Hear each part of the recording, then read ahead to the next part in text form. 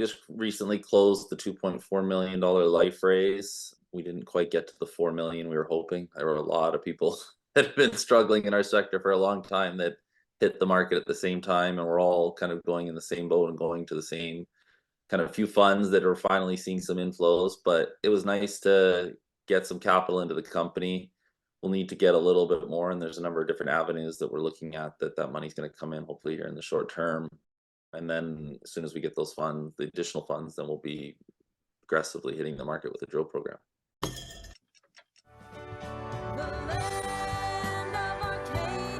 Well, hello there, my friends. Chris Marcus here with you for Arcadia Economics, and I'm joined by Steve Cope of Silver Viper Minerals. And I thought it would be a good time to update the status of their plans. Obviously, Steve, you've talked plenty on my show and other media that you do about how you're really wanting to get out and do drilling. You did do a financing earlier this year, and I thought it'd be a good time to update people on where that leaves things, and then we can take it from there. Yeah, absolutely. So we just recently closed the $2.4 million life raise. We didn't quite get to the 4 million we were hoping. There were a lot of people that have been struggling in our sector for a long time that hit the market at the same time, and we're all kind of going in the same boat and going to the same kind of few funds that are finally seeing some inflows. But it was nice to get some capital into the company. We'll need to get a little bit more, and there's a number of different avenues that we're looking at that money's going to come in hopefully here in the short term. And then as soon as we get those funds, the additional funds, then we'll be aggressively hitting the market with a drill program. And perhaps, Steve, you could walk through the different avenues that are out there. Obviously, there's the potential of an additional raise and a few other things that we talked about a little bit this month's episode on your show, but perhaps you could walk through those so people could see clearly the different paths that you have at your disposal. Yeah, so I mean, one of the avenues. I mean, it's kind of a wild card, but where the company's owed 2.5 million right now in taxes that for all intents and purposes, we're supposed to get back and have gotten back in the past, but in Mexico. And so we've hired a new group to look at getting those funds back that have had some success for other junior companies down there recovering those funds. So if that comes in, I mean, that's certainly, I mean, 2.5 million would be a 10,000 plus meter program, which would be great.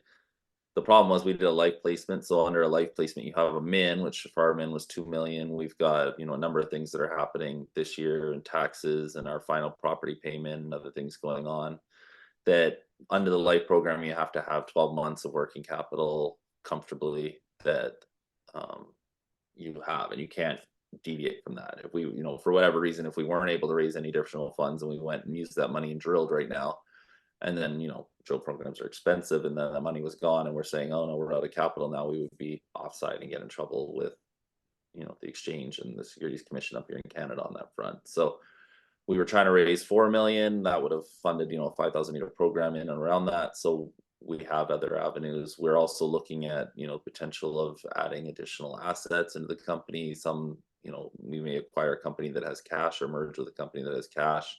There are like that's certainly an option that we're looking at. Another small regular private placement, not a life placement, to top it up is another avenue that we may look at doing.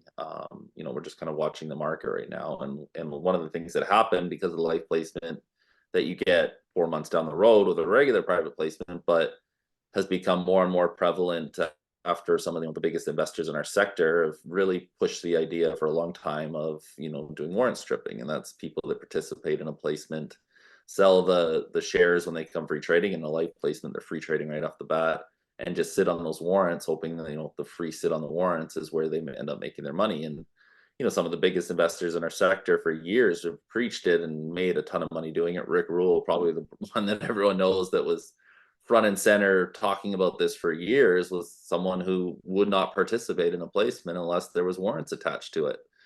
And so, it works when there's, a couple, one or two people doing it, but it becomes really difficult now when every retail follower of those people has started to dive in and do, this idea of warrant stripping. And on a life placement, it's even more prevalent because it's free trading right off the bat. And some of them will even sell, at a discount to, or at a loss to what the shares were purchased at, because they're just hoping, if they participate in, 15, 20, 100 of these different companies that are doing these, that those warrants across a number of them. You don't have to have too many of them be winners, and they'll make a ton of money in the long run off those warrants. So that's kind of what's been hitting our sector, on top of being 2 years of funds not coming into the sector, and the traditional funds from the mining funds, because they've had no inflows. And so it's been companies really trying to raise capital any which way they can. And we had a window there for a month where you saw a lot of different companies go to the market and raise various levels of funds.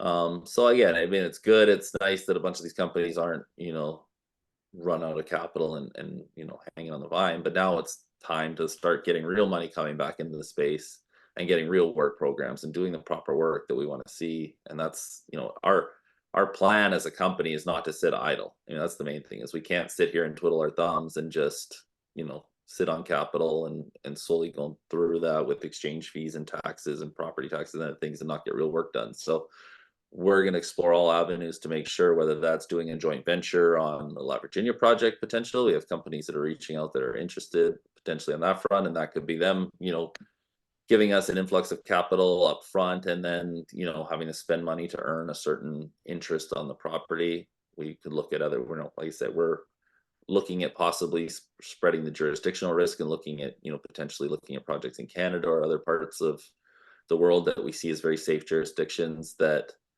again could be an avenue where we put a secondary project into the company. And then that, which I've always seen value, and we've talked about in the past, we've really wanted to do on Silver Viper, because I've always seen when the value of when you are bought for, as a company, being able to spin out a different asset into a new company becomes a free dividend to shareholders, and is a great value gain to those shareholders, when they get a free share of a new company, and with the same management group they already had.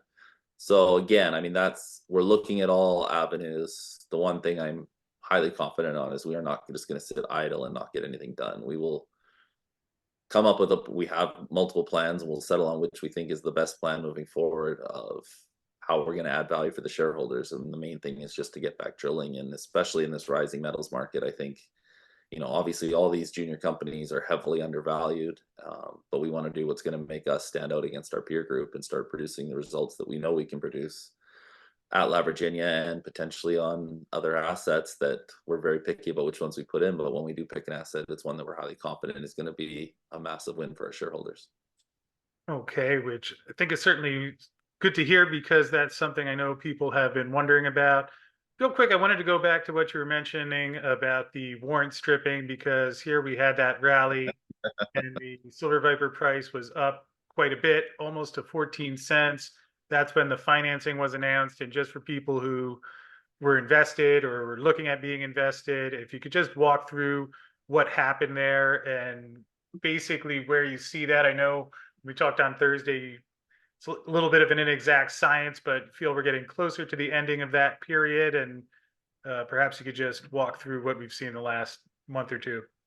Yeah, I mean, like you say, it's an inexact science as far as figuring out how many of those shares have come out that are warrant stripping. And like we said, warrant stripping is selling the unit and sitting on the warrant that morning. I mean, yes, we announced the placement at 14 cents on the Friday, after close. Monday morning at the open, someone market sold the stock down in the first minute to 8 cents, and then it rebounded and sat there for about a week at or around the kind of placement price. But it becomes obviously less attractive for a lot of retail investors when you're trading, we're doing a 10-cent placement with a 15-cent half warrant, and the stock's trading at 7.5, 8 cents, 8.5 cents. Now all of a sudden they're saying, oh, I'm going to buy your stock at a premium to the market. But we announced the placement at 14 cents. We said, and I had bankers in my ears 100% guaranteeing me they were going to fill the whole 4 million instantly and fast, and they were filling other companies. And unfortunately, you get these warrant strippers that step in and do what they did. And it's the one problem I have. I didn't want to do a life placement, but again, I was told by the bankers that was the avenue that was going to get the placement done. So that was disappointing that they didn't follow through on what they said they could do. But that's the market, and it can happen. It's good that we still were able to raise the capital that we did, but it's tough. I mean, and again, I've kind of mentioned it. The life placement is new, and it's not I don't think the exchange has it fully right. To me, the stock should be halted when you announce the placement at 14 until it's completed. And then, okay, if you're still going to get the warrant stripping, but at least you complete your financing to the level that you want to get it. And you can say, look, we're halting it at 14 cents. You can also gives you time then to also build up the market and build up people to get excited and be ready to buy those shares that are coming out. And they'll say, okay, these shares could come out on this date. Let's be ready to buy, and people will support the market that we're in on the placement. I just think there's a better way to go about doing those life placements that you don't get that exposure and that pressure on the stock right off the bat while you're still potentially filling it. And on a life placement, you are not allowed to pre-market it. Our lawyers are very adamant that the exchange is going to come down on anyone hard if you have already filled orders into that life placement before you announce it. We're on a regular private placement. Traditionally companies fill most of the placement before you see the announcement. And I know a lot of shareholders oftentimes will, be upset and say, what are you doing? Like the stock was trading at this and you announced this placement at such a heavy discount. And what most of those investors don't realize is that the company would have come to an agreement on that placement at probably a lower share price before you see the announcement and subsequent close of the placement, when you're doing a traditional private placement. So even if the stock runs to 17, say the stock for a month was trading at 12 cents and you were working for the last 2 weeks with investors saying, okay, can we get some soft orders at this price? You get price protection at that price, and then the investor looks at it after and says, why didn't you raise the price then? Because the stock went up. And then, well, you would probably lose every single order they had into that placement if you did that, because they say, oh, it's a moving needle, and why? No, I made commitments to you to finance you at this price. And so I understand the optics when people see news releases sometimes on those placements, and that's not what happened here because we didn't fill any of it till after we announced it. But um, that's just something people should be aware of. I guess it's just a general comment out there to the market, is you have to understand that a lot of these placements are done and being negotiated on with the bankers, with the large institutional orders, if you're dealing with them, and it's being kind of locked in over a week prior to the announcement. So if the share price runs in a crazy way, I guess there's a way to walk it back. But the companies get price protection, get the raise approved by the commission and by the exchange before you see that public announcement, and you lock in. And when you're locking in that price, you actually can't have the warrant in the money. That's one of the rules by the exchange. So if you're going back and looking at it, and sometimes some of these placements really run, or the share price runs, and if you see the warrants already in the money on the placement, then I can 100% assure you the exchange would not allow that placement to happen if it was announced that day. It would, you're going back a week to probably when the company, or more or further possibly, because once you get price protection, you have 45 days, I believe, now to complete your placement on a regular private placement. So anyways, that's just a side note. But the main thing here is that we are working on a number of different avenues, and we fully plan to get back in drilling here very soon. Okay, which certainly I think is good news. Few last final questions here. In terms of the 2.5 million in tax money, is there anything you could say about even a general timeline, and also the likelihood of being able to reclaim that? Yeah, I mean, we will get it back at some point. I can't timeline. I have no idea. It could be very quick. It could take a year. It could take further. Who knows? I mean, that's something that's always, even before AMLO was, you would get it back, but it doesn't come at regular intervals. It can come all at once. It's different on that front. So to guarantee a timeline, I absolutely cannot. I just know and want to let people know that that number exists, because a lot of people don't know that that's even an opportunity for the company to recover that. We recently added Taj Singh onto our board of directors, and he was working for Discovery Silver in Mexico, and the group that they were using, which is who I think that's who we're going to be using moving forward, was recovering them, and they were an exploration stage company when he was doing it under AMLO, and recovering it on a fairly regular interval. So there are a lot of companies that offer that service in Mexico, and you need them to recover the EVA, and they only get paid off of a small percentage of what they recover, is how their fees work. There's no salary or payments up front or anything like that to them. So they're highly motivated to get it back, and they're the ones putting in all the effort and time to recover the tax for you. So you would hope, given that they're highly incentivized and are confident that they're going to get the taxes back in a timely manner. But that's kind of what all the exploration and development and producing companies deal with in Mexico, is trying to regularly recover their EVA tax. Okay, well, I'm glad we were at least able to let people know about that today. Other one, and you touched on this a little bit earlier, but that you're making the final payment on the property, and perhaps you could just give the details of that. Yeah, it's very exciting. This month in June, I believe it's June 24th, is our final property payment on the internal claims, which is, the claims that have 90% of the resource on them. Where all of our work at El Ruby and where all the work in the past has been done on the project by Pan American and Mine Finders. And so after that final payment, we're going to own those internal claims finally 100%. We already own the surrounding land package that Pan American have 100%. So it's kind of a landmark for the company. It's nice to not have to. I mean, we've had great partners with our landowner or with our claims owners that we did the original deal with on those internal claims, and we've renegotiated that deal a few times to make it more attractive to shareholders and to make sure we're continuing to get work done on the project and money going to the ground as opposed to just making project payments. But yeah, we have one final 200,000 US payment that will be made this month, and we obviously from that raise we have the capital to do that, and excited to ultimately and finally own the project 100%.